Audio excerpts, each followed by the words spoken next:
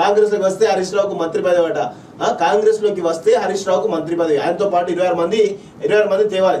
దేవాదాయ మంత్రిత్వ శాఖ అప్పగిస్తాం, గతంలో చేసిన పాపాలకు ప్రక్షాళన, రైట్ పర్సన్ రాంగ్ పార్టీలో ఉన్నారు రాజగోపాల్ రెడ్డి అంటూ నిన్న వాస్తవంగా మాత్రం మామూలు ఆడుకోలేదు. వాస్తవంగా చూడండి, హరీష్ రావు ఎంత కష్టపడినా బీఆర్ఎస్ లో ఆయనకు పొలిటికల్ ఫ్యూచర్ లేదని, తగిన గుర్తింపు గౌరవం భవిష్యత్తు ఉండదని ఎమ్మెల్యే కోమటిరెడ్డి రాజగోపాల్ రెడ్డి అన్నారు. రైట్ పర్సన్ రాంగ్ పార్టీలో ఉన్నారని అభిప్రాయం వ్యక్తం చేశారు. అసెంబ్లీ లాబీలో ఆయన మాట్లాడుతూ హరీష్ రావు తన వెంట 26 మంది ఎమ్మెల్యే తీసుకొని కాంగ్రెస్ పార్టీలో చేరితే దేవాదాయ మంత్రిత్వ శాఖ ఇస్తామన్నారు.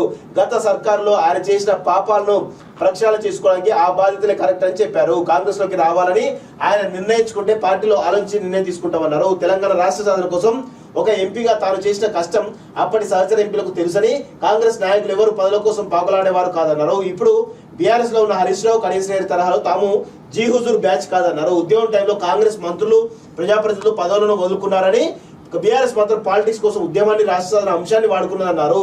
బీఆర్ఎస్ నేతలు కాంగ్రెస్ పార్టీలో చీలిక తీసుకురావాలని చూస్తున్నారని ఇటీవల చాలా మంది కామెంట్లు చూస్తుంటే వారి బాధ కుట్ర అర్థమవుతున్నారు.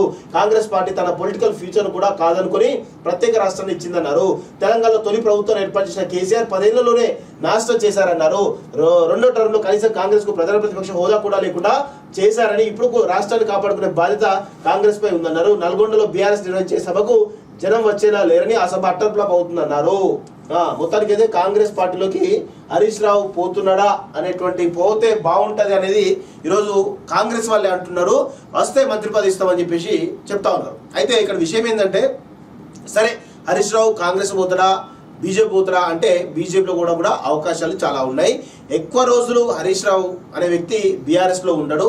ఐదర్ మంత్రి పదవి కోసం కాంగ్రెస్ లో చేరుతాడు, లేదంటే తన భవిష్యత్తు కోసం బీజేపీలో కూడా చేరేటువంటి అవకాశం. ఎందుకు అంటే అమిత్ షాకు కట్టప్ప లాంటోడు ఈ హరీష్ రావు. అమిత్ షాకు కట్టప్ప లాంటోడు, కట్టు బానిస లాంటోడు ఈ హరీష్ రావు అనే విషయం కూడా గుర్తుపెట్టుకోండి. ఇది ఖచ్చితంగా జరుగుతుంది, రాసి పెట్టుకోండి.